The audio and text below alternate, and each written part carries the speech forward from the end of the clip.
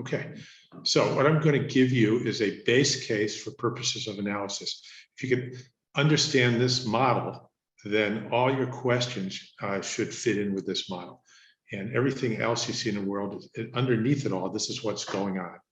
So I use the example of in the 1800s, when the British wanted to force the domestic populations in Africa to grow coffee, and the French did the same thing. Okay, and so how did they do that? People who were living there already had a life. They were already living a non-monetary existence. The last thing they wanted to do was go down to some British coffee plantation and work.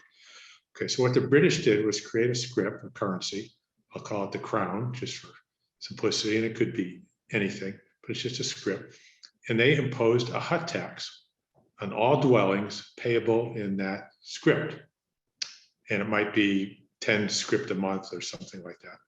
50 script a month, they impose a hut tax. And the British Navy was there, the military was there, and if you didn't pay the tax, they'd burn down your hut. So it was enforced, and it was enforced with violence. Okay, and scrip could then be earned by working at the coffee plantation. So let's review this. The public purpose behind this, what the British were doing, was to grow coffee. They levied a tax. They put a tax liability on everyone's house. That caused lots of people to be looking for work, or somehow, look for some way to earn scrip so they could pay the tax so their house wouldn't be burned down. Okay, and people looking for paid work who can't find it, because at that point they couldn't find it because there wasn't any. It's just a tax liability. Nobody has any yet. Those are called unemployed. And so what the British did was create the hut tax, created unemployment, people looking for paid work, for the further purpose of the British then being able to hire those people who wanted to work for scrip, and they would then get paid, and then they could pay their tax. And if they wanted to earn extras, that was fine. The British didn't particularly care. Anybody who wanted to come down and work for scrip, they'd pay them. And so some of those scrip were used to pay tax, and the rest were just saved. And that became the money supply in that local economy. Okay, so now knowing that, here's the official, if you want to call it that, MMT money story. Now the mainstream textbooks tell a story about barter and that type of thing, and I'm not saying it happened or it didn't happen, but I don't find that particularly useful for anything. This is the money story that I tell, and it describes today's currencies and how they work. Okay, number one, the state desires to provision itself.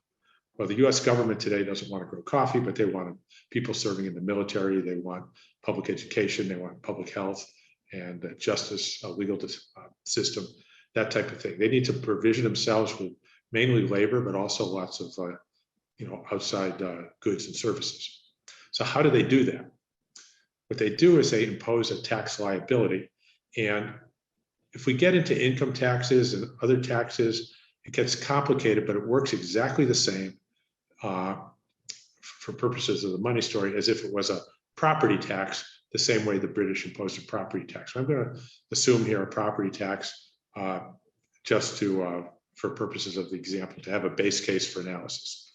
Then we can modify it for other taxes if you want to. Okay, so the state imposes a tax liability, and let's say it's a tax on everybody's house. This tax liability now creates people who are sellers of goods and services now seeking the state's currency, which is the tax credit, the thing needed to pay the tax, or else you're going to lose your house, in exchange. So what we've done is that the state's imposition of tax liabilities in the first instance creates unemployment by design.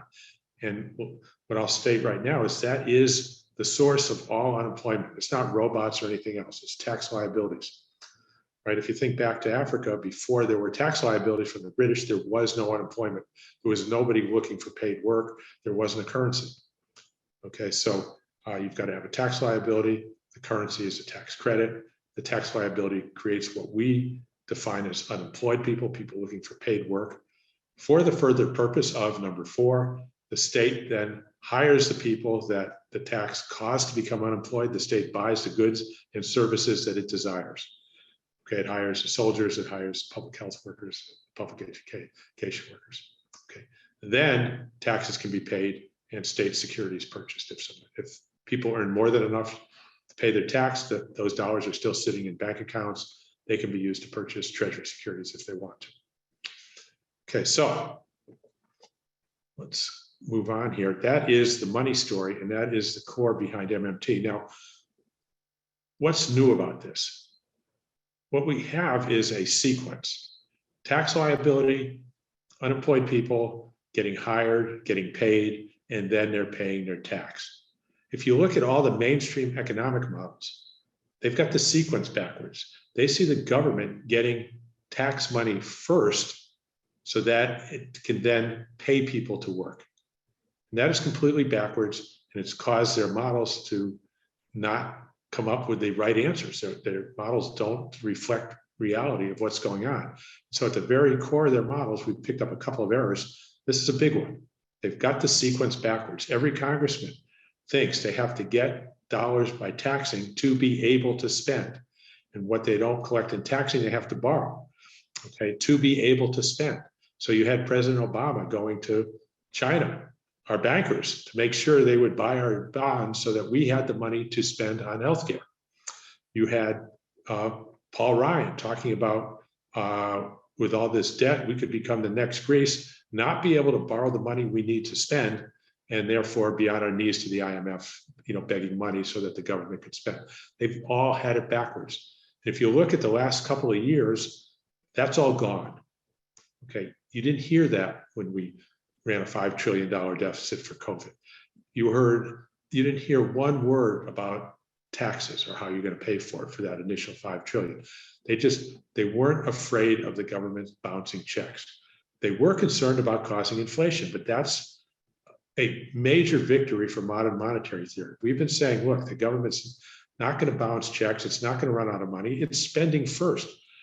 All the dollars to pay taxes come from the government through its agents. Federal Reserve, the banking system, they're all agents of government. And the government has to spend first before the money is out there to pay taxes or buy bonds. So the idea of running out of money is not applicable. The idea of becoming the next Greece is not applicable.